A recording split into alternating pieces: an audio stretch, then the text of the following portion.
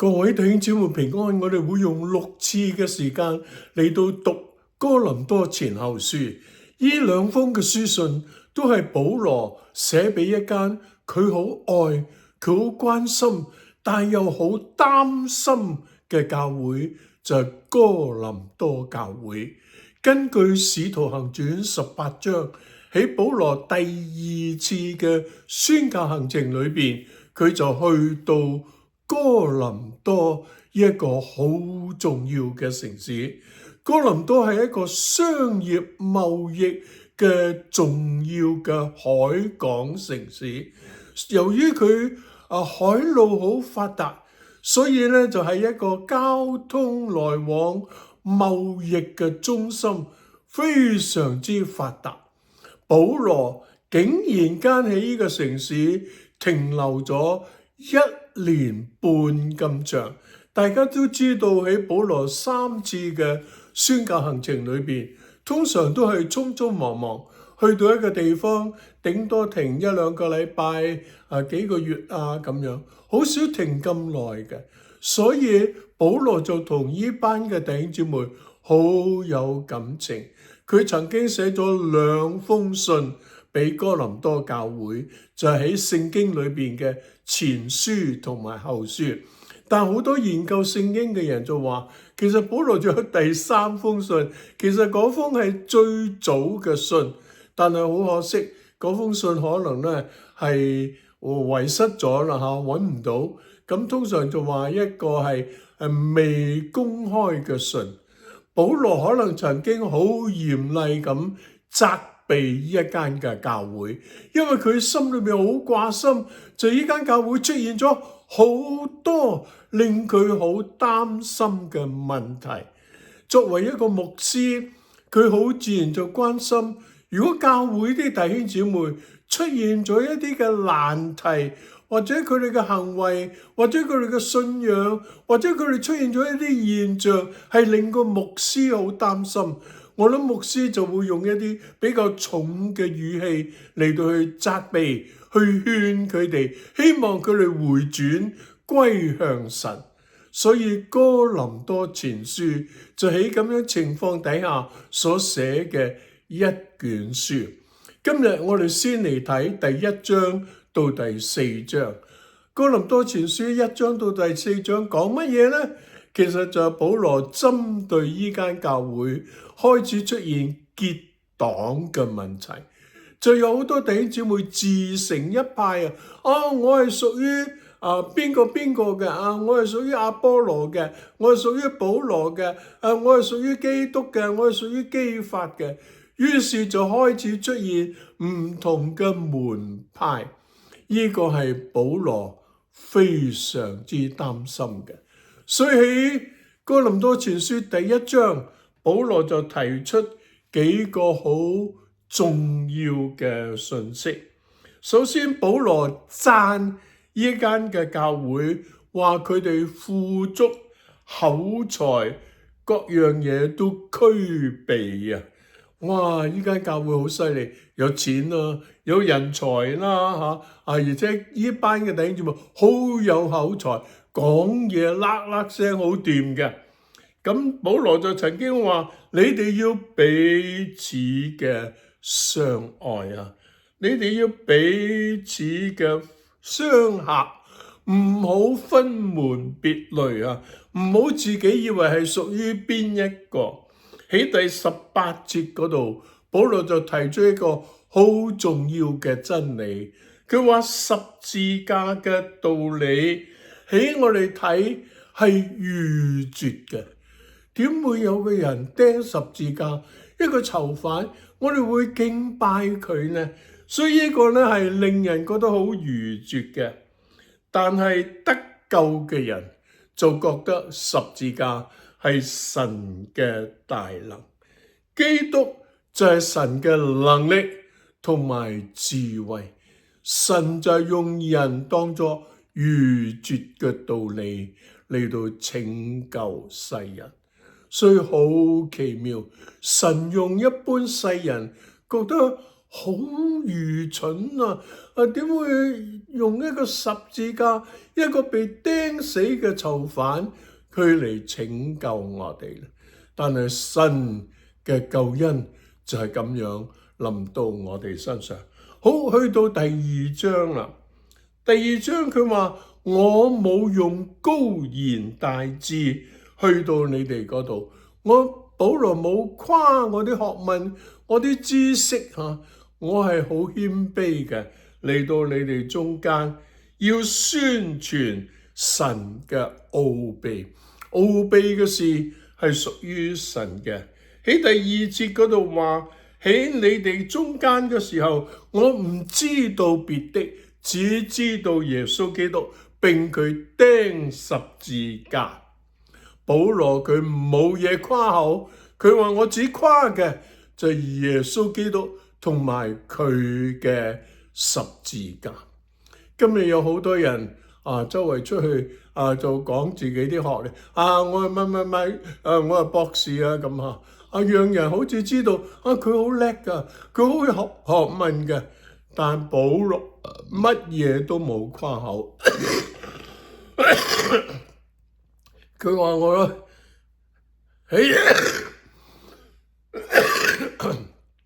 我喺你哋中間不知道別的，只知道耶穌基督並佢釘十字架。讓我哋今日都係單單高舉主耶穌嘅十字架。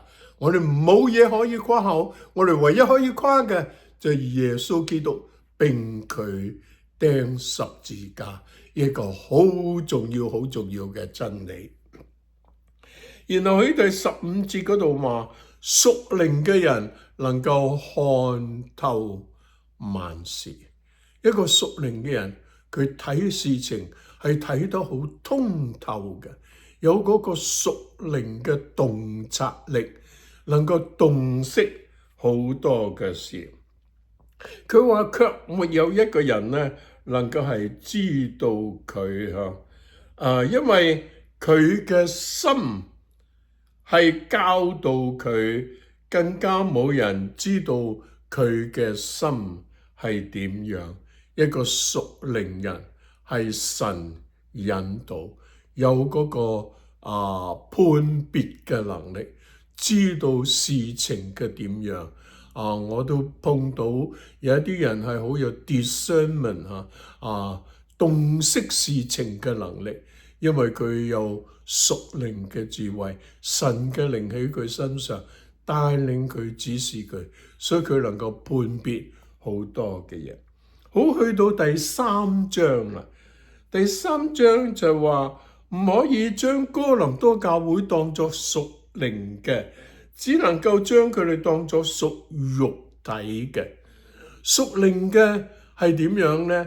就係你同佢講嘅時候，佢好能夠跟到你講嘅嘢。故此保羅就話：我只能夠用奶嚟到餵你哋，唔能夠用乾糧餵你哋。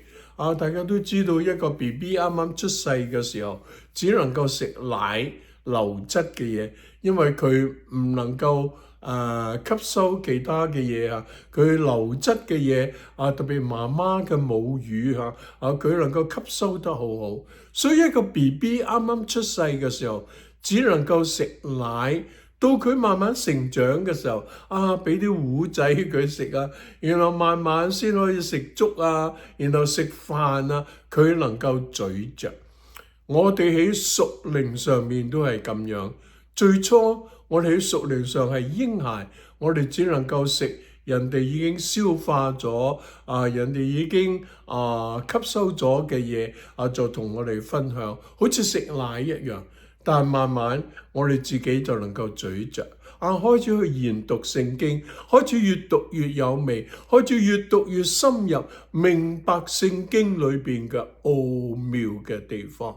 求神都幫助我哋咁樣，唔好再做屬靈嘅嬰孩，我哋要成長，我哋要長大成人成為一個成長嘅人，讓我哋屬靈嘅生命都係一樣。離開嬰兒嘅階段，進入成長嘅地步。我哋開始食乾糧，我哋開始更多渴慕神嘅話，我哋更要明白神嘅真理啊！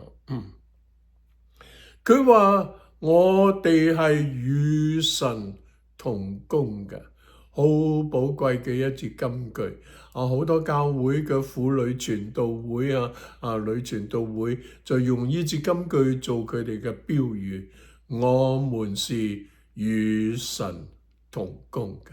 今日我哋好需要與神一齊工作。神喺我哋旁邊，神喺我哋裏邊，神喺我哋中間，神喺我哋前面，神帶領我哋係與神同工嘅。同埋咧，佢話我哋係佢所耕種嘅田地，所建造嘅房屋。一個工頭聰明嘅工頭會識得點樣嚟到去建造，咁佢嘅根基就會立得好。